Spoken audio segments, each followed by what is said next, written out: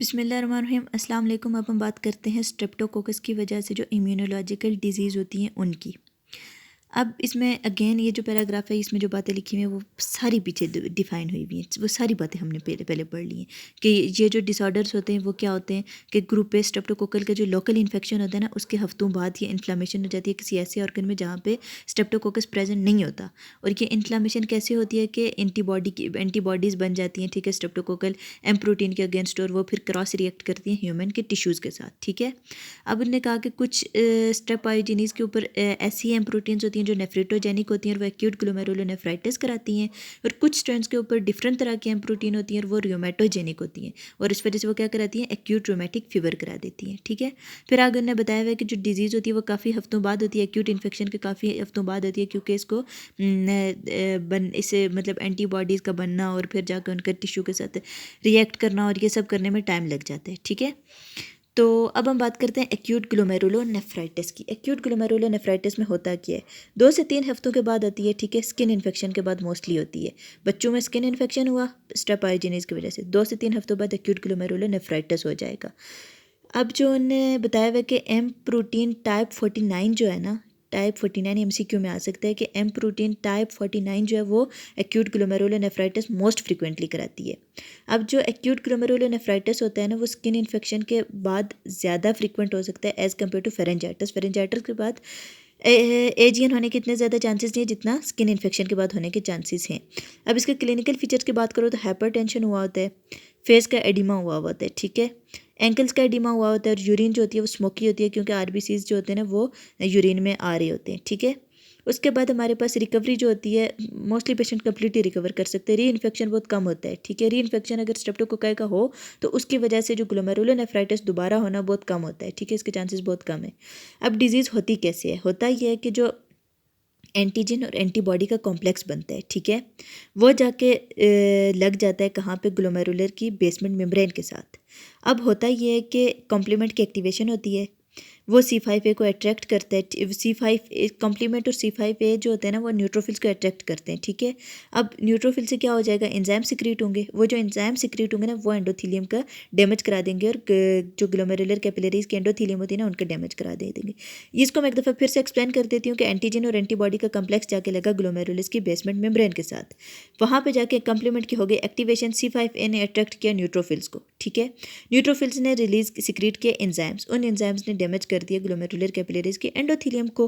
अब क्या होता है कि इसकी प्रिवेंशन कैसे हो सकती है कि भाई जब शुरू शुरू में स्ट्रेप्टोकोकल का स्किन इन्फेक्शन हुआ ना तो हमने अगर पेनिसिलिन दी और बंदा ठीक हो गया तो बस सही है, लेकिन अगर उसके बाद हमारे पास ये ग्लोमेरुलोनेफ्राइटिस हो गया, इसके सिम्टम्स आ गए, तो उस टाइम अगर हम पेनिसिलिन देंगे तो उसका हमें कोई फ़ायदा नहीं होगा।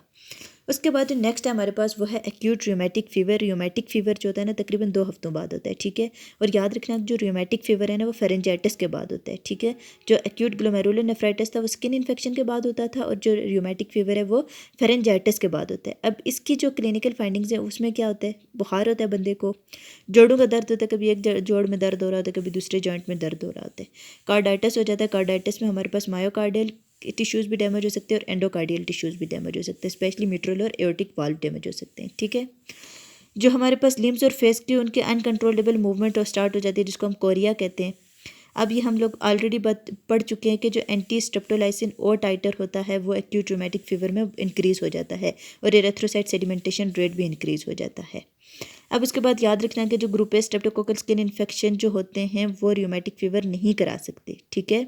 अब इन्हें आगे जब बताया हुआ कि 5 से 15 साल के बच्चों में जो होता है वो फेरेंजाइटिस भी ज़्यादा होता है, और इस वजह से रियोमेटिक फीवर के चांसेस भी ज़्यादा होते हैं इस एज ग्रुप में।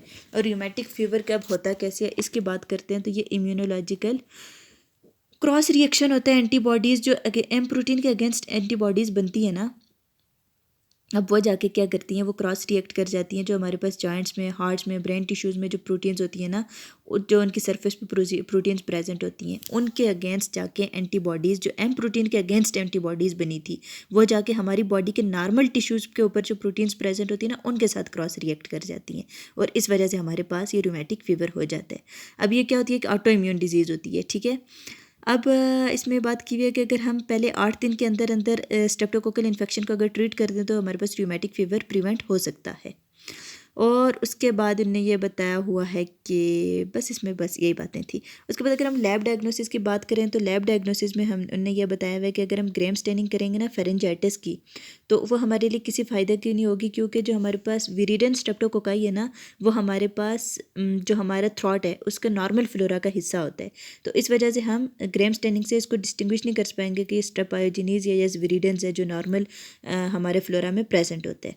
उसके बाद उन्होंने कहा है कि अलबत्ता अगर हम लोग जो ये हमारे पास बाकी जो डिजीज़ स्किन वगैरह का इन्फेक्शन हो ना, या फिर और वोंट का इन्फेक्शन हो, तो उसमें हम ग्रेम स्टेनिंग हमारे लिए यूज़फुल होती है। अब ग्रेम स्टेनिंग के बाद दूसरा ऑप्शन जो हमारे पास होता है वो कल्चर का होता है, ठीक है। थ्रॉट से फेरेंक्स से हम स्वैब लेंगे, ठीक है, या फिर ब्लड, या फिर लेयन को ब्लड एगर प्लेट पे हम इनका कल्चर करा देंगे, ठीक है। तो कल्चर में हमारे पास बीटा हेमोलिटिक कॉलोनीज दिखेंगी। और दूसरी बात क्या होगी कि बेसिट्रेसिन सेंसिटिव होगा, यानी कि बेसिट्रेसिन की प्रेजेंस में इसकी ग्रोथ इनहिबिट हो जाएगी। तीन बातें तो याद रखनी है, ग्रेम स्टेनिंग देखनी है, और दूसरा हमने क्या करना है, कल्चर करना है। और कल्चर में हमें पता है कि बीटा हेमोलिसिस आएगी और बेसिट्रेसिन सेंसिटिव हो गया। दैट्स ऑल अबाउट इसकी लैब डायग्नोसिस। ये हमने माइक्रोबायोलॉजिकल हो गई। और उसके बाद हमने सीरोलॉजिकल में देखना है कि सीरोलॉजिक में ये बातें हम ऑलरेडी पढ़ चुके हैं कि भाई जो एंटी स्ट्रेप्टोलाइसिन ओ टाइटर है ना, वो इंक्रीज़ हो जाता है रूमेटिक फीवर में, ठीक है। और जो एंटी डीएनएस बी टाइटर है वो इंक्रीज़ हो जाएगा हमारे पास स्किन इन्फेक्शन में, और ये उसके डायग्नोसिस में हेल्प कर देंगे। That's all. ट्रीटमेंट और प्रिवेंशन करने की ज़रूरत नहीं होती है माइक्रोबायोलॉजी में, ये हमारा फार्माकोलॉजी का टॉपिक है।